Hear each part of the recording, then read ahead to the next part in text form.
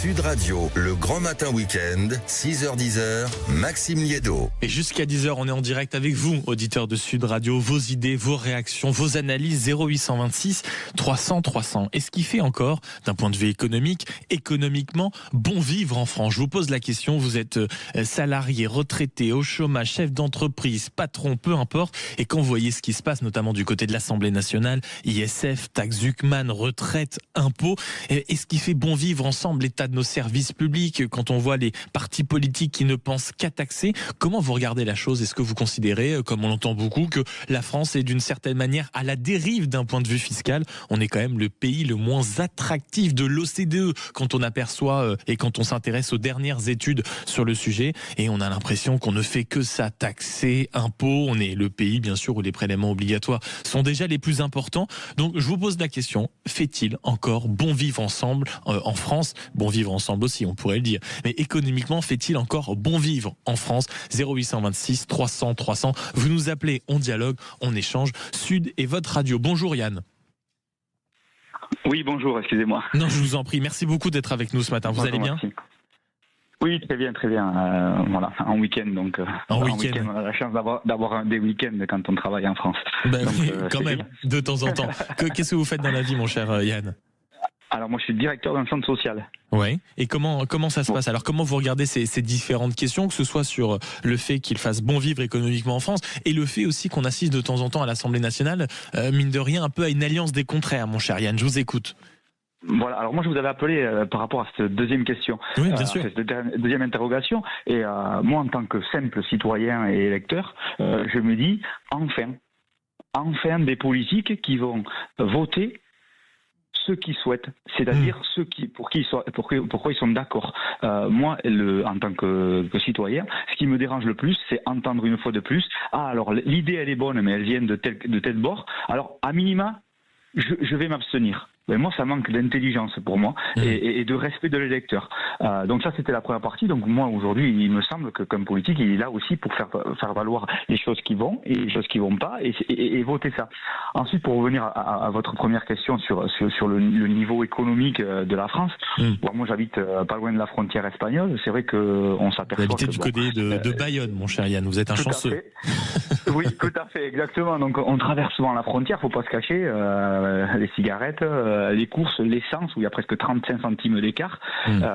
Mais aussi, il faut pas se leurrer, au niveau assistante sociale, au niveau prestations minimales, la gestion du Covid qu'ils ont eu, même si elle est toute à critiquer, ou pour critiquer celle qu'on a fait nous, c'est pas non plus la même.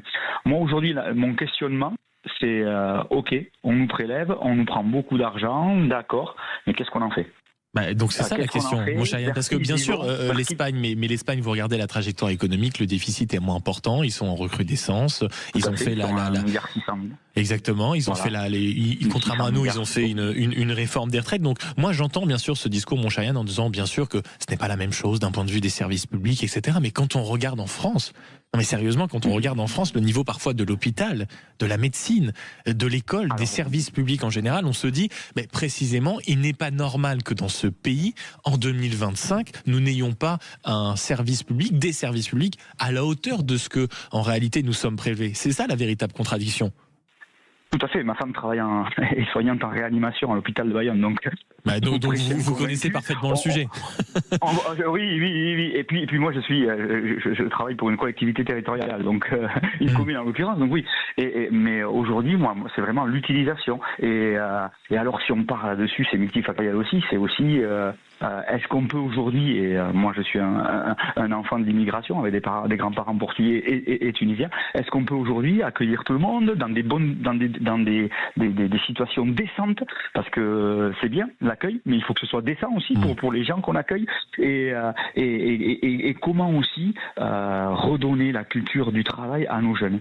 Aujourd'hui, vous trouvez que c'est ce qui manque en France, c'est-à-dire que quand on pose la question, et vous avez raison et je vous remercie encore de nous avoir appelé, Yann, ce que vous nous dites est extrêmement intéressant, c'est que dans le climat économique, quand on vous pose la question au 0826 300 300, économiquement, fait-il encore bon vivre en France?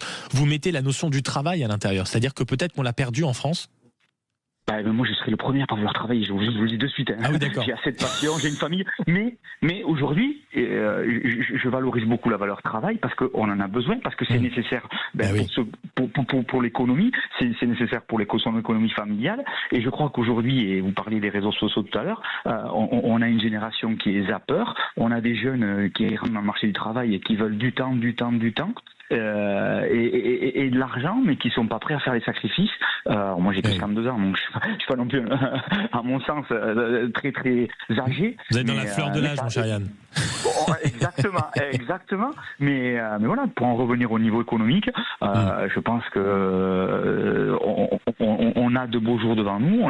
Mais il faut que tout le monde se sensibilise, et en premier lieu nos politiques, à dire il y a des choses qui fonctionnent et des choses qui fonctionnent pas. Certainement qu'il y a trop de fonctionnaires, certainement qu'il faut rationaliser. Et au bout d'un moment, faire les choix tout simplement qui s'imposent à nous si on veut en effet s'imposer et sortir de ce marasme économique. Merci beaucoup, mon cher Yann, et profitez bien de Bayonne et donc de cette proximité avec la frontière espagnole dont j'ai bien compris qu'elle avait quelques avantages, mon cher Yann. Merci beaucoup de nous avoir appelés. Économiquement, fait-il encore bon vivre en France quand on voit le rétablissement d'une certaine forme d'ISF, la taxe Zuckman, les retraites, les impôts, toutes les décisions qui sont prises accessoirement, notre taux de prélèvement obligatoire? Il suffit de regarder une fiche de paie, la différence entre le salaire brut et le salaire net. Il suffit de regarder et de voir comment évoluent nos TPE, PME. Il n'y a souvent pas grand-chose de réjouissant. D'où cette question que l'on vous pose et vos avis, vos réactions, vos analyses qu'on a envie d'entendre ce matin dans la France au bout du fil, entre 9h30 et en direct jusqu'à 10h, 0826 300 300. Bonjour Sandrine. Bonjour Maxime. Merci beaucoup d'être avec nous ce matin. Quelle est cette voix extraordinairement énergique en ce samedi? C'est une voix de gersoise. Mais c'est pour ça, c'est une certaine voix du bonheur que je reconnais là, ma chère Sandrine. Bon, ça va bien ce matin? Oui, ça va bien, même si le temps est un petit peu gris. Alors, dites-nous dans quel coin vous êtes. On demandera tout à l'heure un rapport de la situation à Rémi André. Je suis dans le Gers. Dans le Gers, du côté de Fleurance, c'est ça? Ouais, c'est ça. On lui demandera un rapport très précis de la météo tout à l'heure, ma chère Sandrine. Écoutez, moi, j'ai le nez devant la fenêtre et le rapport très précis. Le temps est gris, le ciel est bas. Le ciel est bas et ça sent la journée un peu nuageuse. Ma chère Sandrine, comment vous regardez, vous, ce débat et cette situation en réalité sur le fait qu'il fasse, oui ou non, d'un point de vue économique, bon vivre en France? Est-ce que vous trouvez que oui, il est encore agréable de vivre en France, ou au contraire, ça devient très pénible, très compliqué, et vous comprenez peut-être même ceux qui sont en train de partir, ma chère Sandrine? Alors écoutez, je suis entièrement d'accord avec ce qu'a dit Yann juste avant. En revanche, je trouve quand même, alors j'ai 50 ans et quelques, hors taxe. Non, j'ai 52 ans, je suis assez jeune encore, même si je suis vieille. Mais oui, c'est une jeunesse folle, 52 ans, ma chère Sandrine, enfin. Ouais, mais absolument, on est dans la fleur de l'âge. Alors, mais oui. Des mannequins qui mannequinent à notre âge, les nanas. Ah oui, c'est ça, les mannequins qui mannequinent. C'est ça. Et en fait, je sais pas, nous, quand on était mômes, quand on était jeunes, avec mes copines, on avait juste des copains, on était tranquille, on pouvait rester jouer dehors jusqu'à 21h, 22h devant la maison, et on avait zéro crainte, et les parents non plus. Alors qu'aujourd'hui, on a la trouille, quoi. Enfin, moi, j'ai pas envie de rentrer le soir toute seule, par exemple. Alors, je suis pas du tout pleutre, ou je suis pas une péteuse, du tout. Mais j'en sais rien. Il y a une espèce d'insécurité ambiante. Il y a quelque chose de. Il y a tous les niveaux. Vous nous dites, vous, Sandrine. C'est-à-dire que aussi bien de l'insouciance que visiblement d'un point de vue simplement sécuritaire quand on veut rentrer chez soi, que peut-être au niveau professionnel, c'est une insécurité permanente que j'ai l'impression que vous essayez de décrire ce matin. Alors, l'insécurité permanente, oui, certainement quelque chose dans ce bout-là, quelque chose de pas sympathique, en fait. C'était une insouciance qu'on avait, nous, quand on avait 20 ans. Oui, c'est ça. Les mômes, aujourd'hui, ne l'ont plus, quoi. Et ça fait peur. Alors, c'est vrai que, comme disait Yann, les mômes aujourd'hui veulent le beurre, l'argent du beurre, la crémière, et le bip de la crémière aussi, mais ils ont oublié la valeur travail également. Ils ont oublié que le matin, on doit se lever parce qu'il y a des factures à payer en fin de mois. Le problème, c'est qu'à la fin du mois, elle arrive le 15 aujourd'hui. Oui. Et qu'on est tous pris à la gorge, en fait. J'ai l'impression, quelles que soient les personnes avec lesquelles je discute, on se dit tous, mais comment c'est possible? Tu vas faire les courses en caddie, il y en a pour 150 €. Tu te dis, mais j'ai rien, en fait. Et moi, j'achète pas ma viande au supermarché, par exemple. Enfin, vous voyez, j'essaye de faire un circuit court, d'acheter aux producteurs locaux. Enfin, je me débrouille, mais c'est l'enfer sur Terre. Aujourd'hui, on a perdu notre niveau de vie. J'ai l'impression qu'on est taxé, c'est un truc de dingo. Tu te lèves le matin pour travailler, tu te dis, allez, 3 heures de ta journée, c'est pour les impôts, ma chérie. Mais c'est ça. Et en réalité, vous travaillez 7 mois par an, c'est pour l'État, ma chère Sandrine. ben voilà, c'est ça. Et après le problème c'est que on n'a plus. Là, les restaurateurs se plaignent du manque de clients. Mais il faut pas s'étonner. On n'a plus les moyens de mettre 50 € dans un resto le soir, quoi. Ouais, Avec les copines, on fait ça. Enfin, tu bois un apéro, tu bois une bouteille de vin, c'est cuit. Enfin, tu vois, oui. c'est super. Ça devient super Et les difficile. plaisirs simples sont totalement inaccessibles. Vous prenez par exemple le cinéma aujourd'hui, vous pouvez pas faire un cinéma. Et je parle sans plaisir, hein, sans bonbons, sans petites boissons à côté. Aujourd'hui, un cinéma en dessous de 15 €, c'est quasiment mission impossible, hein, en réalité. Alors si, il faut venir dans le Gers. Là, on a le cinéma encore, heureusement, en dessous de 15 €, parce que notre niveau de vie nous permettrait. Les salles seraient complètement vides. Les salles seraient complètement vides. Voilà, on n'a pas. En tout cas, dans les grandes villes et les grandes marques, vous avez raison, les grandes villes et les grandes marques aujourd'hui, c'est-à-dire malheureusement les plus accessibles d'un point de vue géographique, parfois sont excessivement chères. Vous avez raison de me corriger, ma chère Sandrine. Oui. Non, c'est sûr que là, on a encore cette chance-là d'avoir des places de cinéma à moins de 10 €, mais bon. Mais ce qui est très frappant quand même, ma chère Sandrine, en effet, c'est que vous décrivez, je crois que le thème était celui-ci, c'est la fin peut-être d'une insouciance, même quand on est jeune, l'idée de bouffer le monde, l'idée de savoir qu'il y avait des plaisirs simples, des plaisirs accessibles, c'est peut-être en train de disparaître. Merci beaucoup, ma chère Sandrine, et vive le Gers ce matin sur Sud Radio. Merci beaucoup de nous avoir appelé et de nous avoir passé un coup de fil. 0826 300 300 économiquement. Fait-il encore bon vivre en France? J'aperçois le camarade Jean-Luc, l'ami Eric et le camarade Simon qui sont en train de nous appeler. Poursuivez et continuez à nous appeler 0826 300 300. C'est la camarade Aude qui vous accueille au standard et vous venez dialoguer, discuter, réagir avec nous. On est ensemble jusqu'à 10h. Ça veut dire qu'on a du temps. La France au bout du fil, c'est vous, auditeurs de Sud Radio. Vous avez le pouvoir pendant encore 15 minutes. Profitez-en. Et à tout de suite.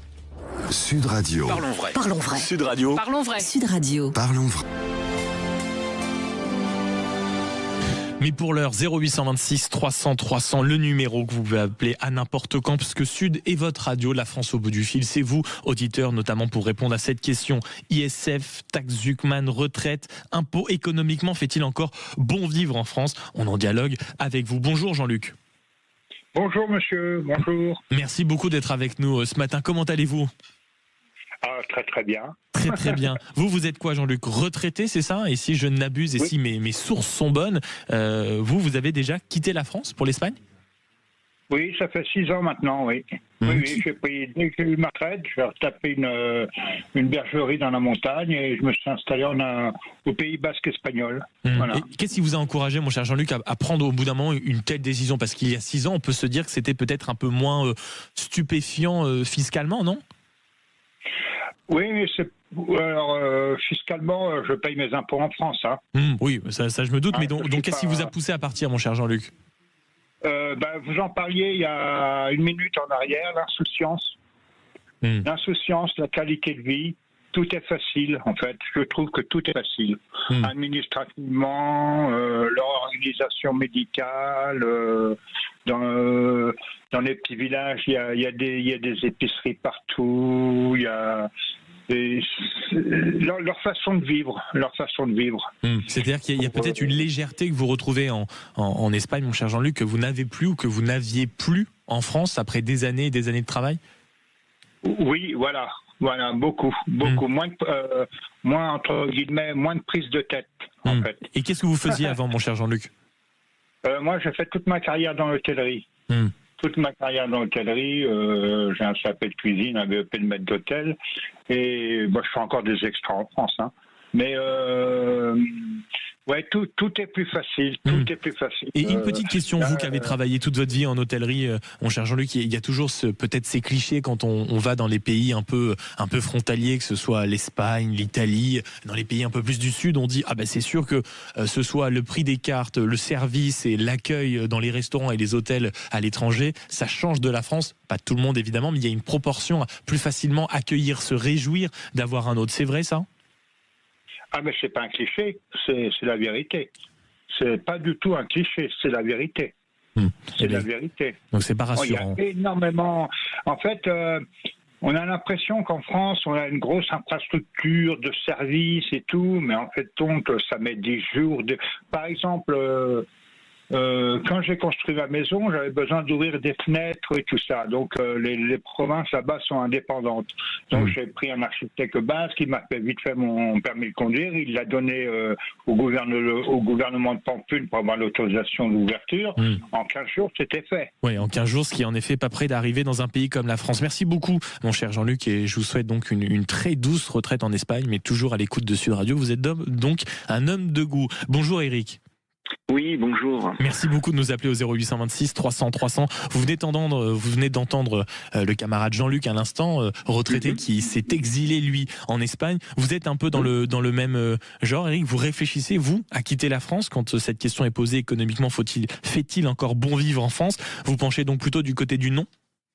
Ah non, il fait plus du tout bon vivre en France, et puis à tous les niveaux, même y compris au niveau économique. Et en plus de ça, comme je dis, avec la classe politique que l'on a, malheureusement, c'est qu'il n'y a rien à attendre. Le pire, c'est qu'il n'y a même plus d'espoir, et y compris pour les jeunes. Parce que moi, je suis un jeune retraité. J'ai pris ma retraite à 67 ans. Et quand vous voyez que la seule chose qu'ils trouvent, alors que si on est dans la faillite d'aujourd'hui, c'est des gens comme ce cher monsieur Bayrou qui osait nous dire que c'est de notre faute, alors que ça fait 50 ans qu'ils profitent sur le dos de tous les Français, mais comme la plupart des politiques. Et que tout ce qu'ils trouvent à dire, c'est on va ou diminuer les retraites, ou les geler, ou n'importe quoi. Mais tout le temps où on a travaillé, moi, je l'ai pas volé, ma retraite. Le problème, c'est que si l'État avait fait son travail et avait finalement mis de côté toutes les cotisations, parce que tout le temps où on a travaillé, où on nous a ponctionné, et tout ce qu'ils savent faire maintenant, c'est, en plus déjà du bazar qu'il y a général et dans d'autres domaines en France, c'est que maintenant, ils cherchent à dresser les Français les uns contre les autres pour des problèmes économiques. Alors que le problème à la base, c'est la faillite, l'incapacité, la malhonnêteté, l'incurie de toute notre classe politique. Et ça depuis plus de 50 ans. Et donc c'est très frappant ce que vous nous dites, Eric, la volonté notamment de penser à quitter la France. Mais bien sûr, parce qu'en plus de ça, on devient la risée du monde quand on veut encore nous faire croire, et notre cher président qui veut donner des leçons au monde entier, mais qui se cache, qui se mette la tête sous le sable, parce que lui, il en est aussi grandement responsable. La méthode de l'autruche que vous recommandez pour le président de la République, mon cher Eric. Merci beaucoup d'avoir apporté un témoignage frappant, mine de rien, jeune retraité, la volonté de s'exiler en France. Merci beaucoup d'être à l'écoute de Sud Radio et de nous avoir passé un coup de fil au 0826 300 300. Bonjour Simon. Oui, bonjour Maxime. Merci beaucoup d'être avec nous ce matin. Vous allez bien ? Très bien, vous-même. Mais oui, très très bien. Comment vous regardez alors vous cette question, mon cher Simon, économiquement? Fait-il encore bon vivre en France? Je vous laisse répondre. Absolument pas, comme les auditeurs précédents l'ont dit, et ça démarre de l'auditrice du Gers ainsi que les deux suivants. Moi, d'autant plus, je suis dans un département frontalier, donc j'ai l'Espagne juste à côté et je peux faire le différentiel, que ça soit, allons-y, les cigarettes, l'essence, le restaurant, les courses, et le mode de vie, la sérénité qu'on trouve, la gaieté de cœur qu'on peut partager, d'autant plus quand on a un peu la chance d'échanger en connaissant la langue de nos voisins. Mais en France, c'est absolument sidérant. Ça devient tendu, les gens sont agressifs, la classe politique est, comme je dirais, lamentable pour pas dire minable. Voilà quoi. Et on est dans une antidémocratie. On veut imposer un point de vue bruxellois qui n'a rien à voir avec le mode de vie français. Et l'insécurité, elle est partout. Elle est pas et l'insécurité, quand on vous écoute en plus, mon cher Simon, c'est on comprend bien la légèreté que vous pouvez retrouver outre-frontière qui n'est plus celle en France. Merci beaucoup de nous avoir appelé au 0826 300 300, et pour ceux qui nous avaient appelés, vous avez été aussi nombreux à envoyer un petit SMS, notamment le mot Sud au 7 20 18, et je félicite Alexandre du Tarn-et-Garonne qui remporte donc 2 places pour aller voir le spectacle des Chevaliers du Fiel, leur dernier volet, les vacances à Dubaï. Ce sera notamment le 11 novembre ou le 12 novembre à Avignon. Vous choisirez, mon cher Alexandre. Félicitations, votre fidélité à Sud Radio est récompensée.